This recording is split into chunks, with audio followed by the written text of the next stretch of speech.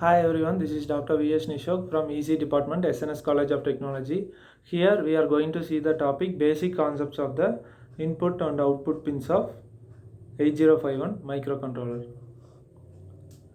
In 8051 microcontroller have 4 input and output ports, each of 8 bit, which can be configured as input or output.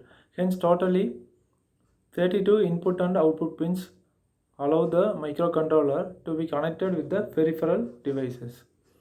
Port 0, that is abbreviated as P0, dual functionality. Port 0 is an 8-bit open drain bidirectional input output port.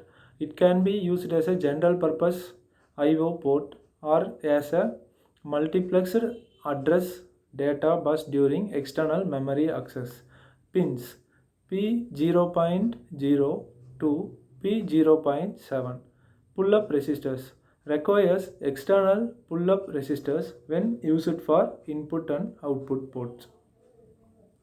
Port 1, general purpose input output port. Port 1 is an 8-bit quasi-directional input output port. Each pin has an internal pull-up resistor, making it suitable for general purpose digital input output. Pins pin P1.0 to P1.7. The quasi-bidirectional mode means that the pins can act as an input or output without explicit direction control. When set to high, that is logic 1, the pin is in input mode due to the internal pull-up resistor. When set to low, that is logic 0, the pin acts as an output.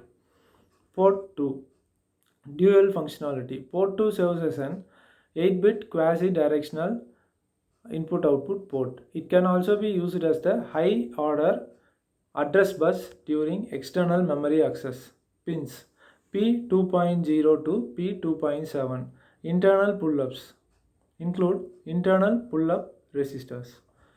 Then port 3, special functions. Port 3 is an 8-bit quasi-bidirectional input-output port with additional special function for each pin. Pins start from P3.0 to P3.7. So here the uses of that individual pins are mentioned. P3.0, that is acts as the receiver pin connected with serial input port. P3.1, that is serial output, and then P3.2 external interrupt 0, P3.3 external interrupt 1, P3.4 timer 0 external input. Similarly, P3.5 timer 1 external input, P3.6 external data memory write strobe, and P3.7 represents the external data memory read strobe. Configuring input output pins. Setting pins as input or output. For each pin of AT89C51, you can configure it as an input or an output by writing a logic 1 or logic 0 to the appropriate bit in the corresponding port register. Output configuration. To configure a pin as an output, you typically write a 0, logic 0 to the pin. This allows the pin to drive a logic high or low level depending on the value you write it to it subsequently. Input configuration. To configure a pin as an input, you write a 1 to the pin. This puts the pin in a high impedance state, allows it to read external signals.